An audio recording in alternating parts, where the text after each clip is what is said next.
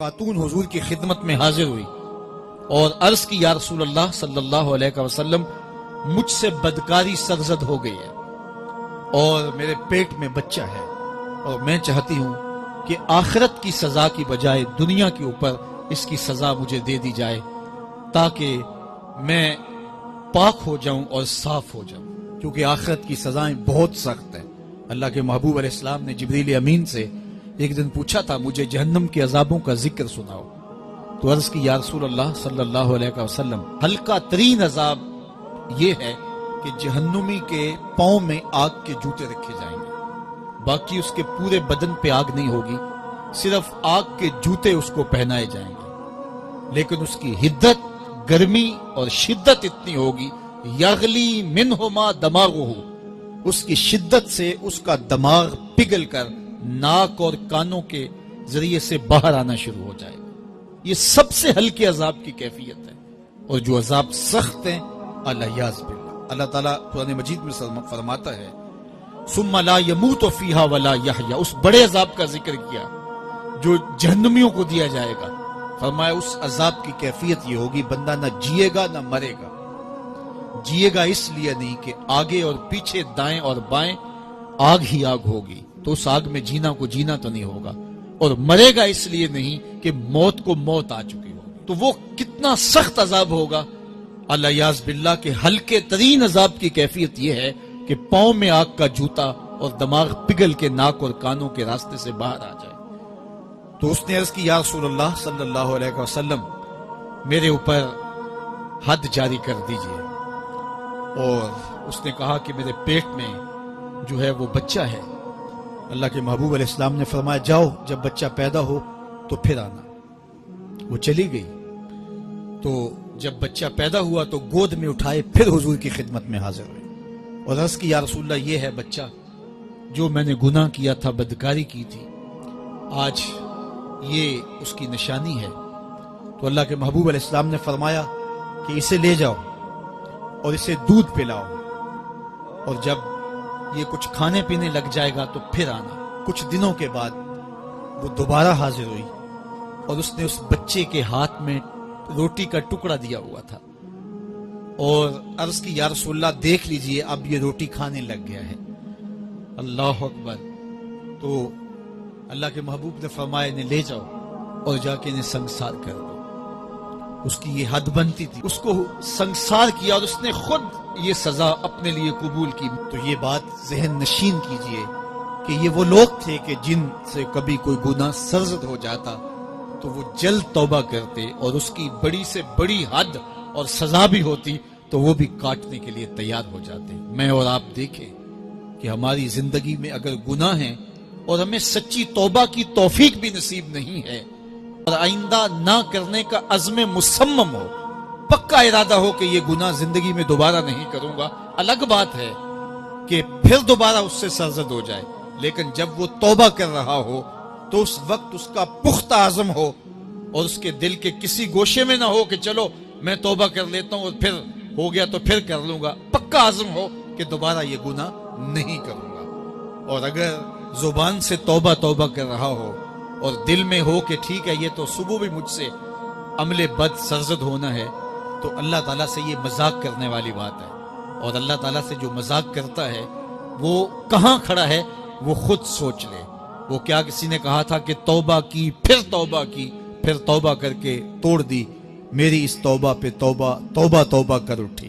تو ایسی توبہ نہیں ہے کہ جو رسماً کسی مجلس میں چلے گئے، کسی اجتماع میں چلے گئے تو سب لوگوں نے توبہ کی تو وہ بھی توبہ کرتا رہا، لیکن اس کا عزم مصمم پختہ ارادہ نہیں تھا گناہوں کو چھوڑنے کا، تو یہ توبہ نہیں، یہ مذاق ہے۔ اس لیے اللہ کے حضور سچی توبہ یہ ہے کہ ماں قبل کے گناہوں سے مٹی کے گھروندے پاؤں پہ بناتا ہے اور انہیں مسمار کر دیتا ہے۔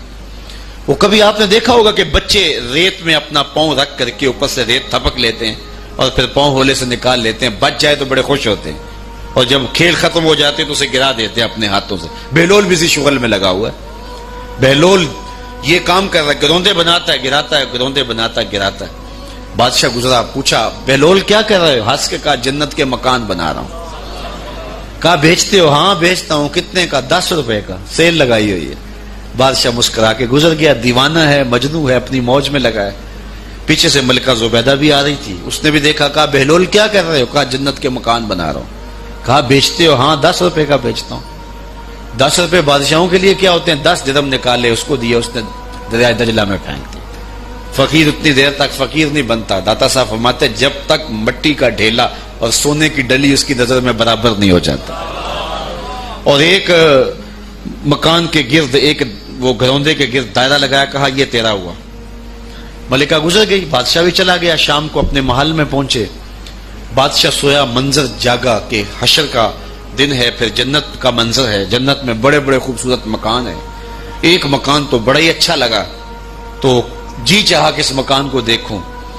تو جب قریب گیا تو دروازے پہ لکھا تھا ملکہ زبیدہ.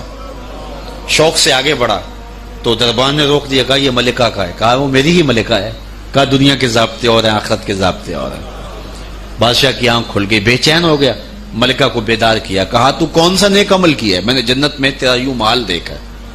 ملکہ کہنے لگی وہی معمول کی نمازیں، وہی سب کچھ، کوئی نیا کام تو میں نے کیا نہیں. ہاں یاد آیا، کل گزر رہی تھی، دجلہ کا کنارہ تھا، وہ جسے لوگ مجذوب کہتے ہیں، وہ جو دیوانہ کہلاتا ہے، وہ بہلول، وہ جنت کے محل کہتا تھا، وہ بنا رہا تھا. میں نے کہا چلو کوئی بات نہیں، فقیر ہے، 10 روپے کیا ہوتے ہیں.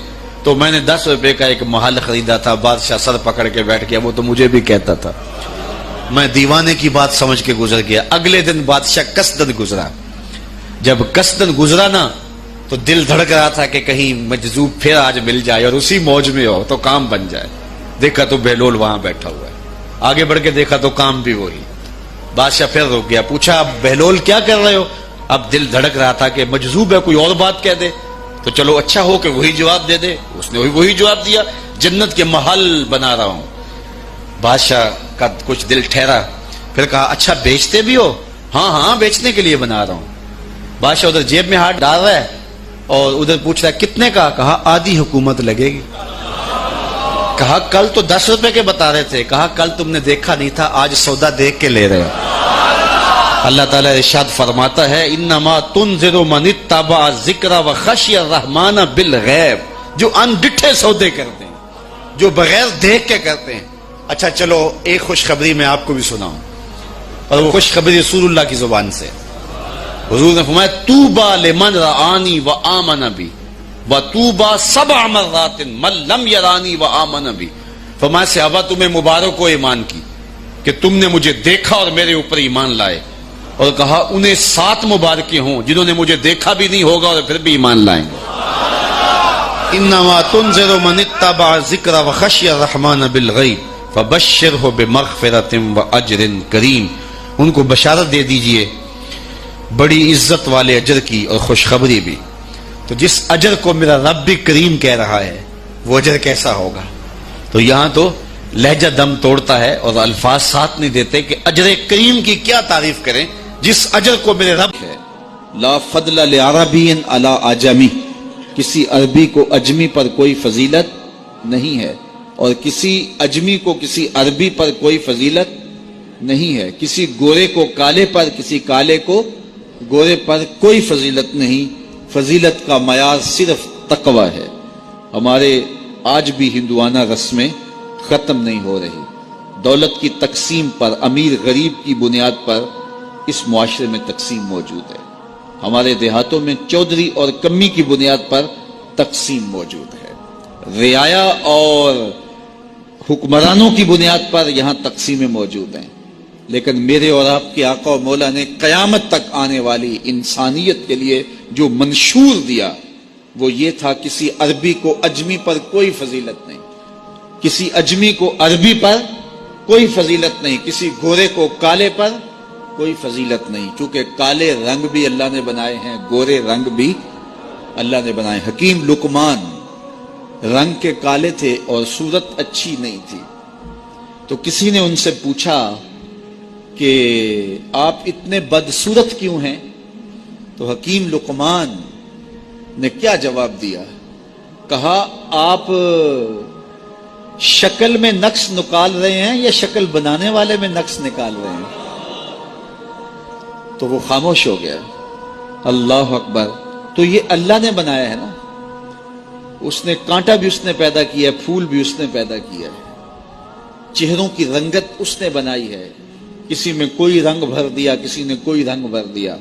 تو رنگوں کی بنیاد پر, نسب کی بنیاد پر کوئی افضل, کوئی اشرف, کوئی اعلیٰ, کوئی بد, یہ نہیں ہے, بلکہ معیار جو دیا گیا وہ کیا تھا؟ تقوی. ان اکرمکم عند اللہ اتقاکم, جو زیادہ متقی ہے اللہ کے نزدیک وہی معزز ہے, وہی معتبر ہے. پھر حضور علیہ الصلوۃ والسلام نے عورتوں کے بارے میں تاکید کی کہ وہ تمہاری زیر دست ہیں, ان کی ملک کچھ نہیں ہوتا اور کمزور ہیں, ان کے بارے اللہ سے ڈرنا. اور حضور نے ان کے ساتھ حسن سلوک کرنے کی وصیت کی. پھر غلاموں کے ساتھ حسن سلوک کرنے کا حضور نے درس دیا کہ جو خود کھاتے ہو وہ انہیں کھلاؤ, جو خود پیتے ہو انہیں پلاؤ, جو خود پہنتے ہو انہیں پہناؤ.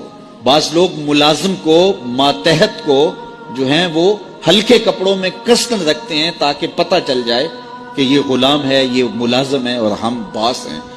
حضور علیہ الصلوۃ والسلام نے ان 3 چیزوں کی تاکید کی. پھر حضور نے ہمسایوں کے حقوق کے حوالے سے بات کی, اور صحابہ فرماتے ہیں کہ اتنی بار حضور نے تاکید کی کہ ہمیں یہ گمان ہوا کہیں وراثت کے اندر حقدار نہ ٹھہرا دیا جائے.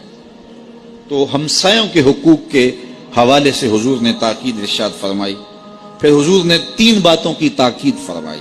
پہلی بات, عمل میں اخلاص پیدا کرو, کیونکہ عمل کا خلوص ہی قبولیت کا سبب و ذریعہ ہے. اگر عمل میں خلوص نہیں تو کچھ بھی پلے نہیں ہے. دوسری بات, حاکموں کو وصیت کرنا, جو بادشاہ وقت ہوں, حاکم ہوں, ان کو خیر کی بات کہنا, ان کو بتانا, ان کا قبلہ درست کرنے کی کوشش کرنا, یہ ذمہ داری ہے قوم کے اوپر. تیسری بات کی حضور نے یہ وصیت فرمائی, لزوم و جماعت المسلمین, مسلمانوں کی جماعت سے الگ نہ ہونا, الگ الگ ٹولیوں میں نہ بٹنا, لابیاں نہ بنانا, گروہ بندیاں نہ کرنا, جماعت کے ساتھ جڑ کے رہنا, فرقہ بندی سے بچنا اور جماعت وحدہ کا ساتھ دینا. حضور نے فرمائی, تابع السواد الاعظم فإنہ من شذ شذ فی النار, جو بڑی جماعت ہے, سواد اعظم ہے, ان کے ساتھ رہنا, جو ان سے بچھڑ گیا وہ جہنم میں ڈالا جائے گا. در ماہی دا چھوڑی ناہی, نہیں تے ہو جاویں گا روگی, جیڑی بکری اجڑوں وچھڑی او بگیاڑا جوگی. اس لیے لزوم و جماعت المسلمین, مسلمانوں کی جماعت کے ساتھ قائم رہنا. پھر حضور علیہ الصلوۃ والسلام نے فرمایا, اے امت مسلمہ, میں تمہیں لاوارث نہیں چھوڑ کے جا رہا, میں تمہارے اندر 2 بھاری چیزیں چھوڑ کے جا رہا ہوں, اور اگر تم ان کو مضبوطی سے تھام لوگے, میں ضمانت دیتا ہوں تم کبھی بھی گمراہ نہیں ہوگے.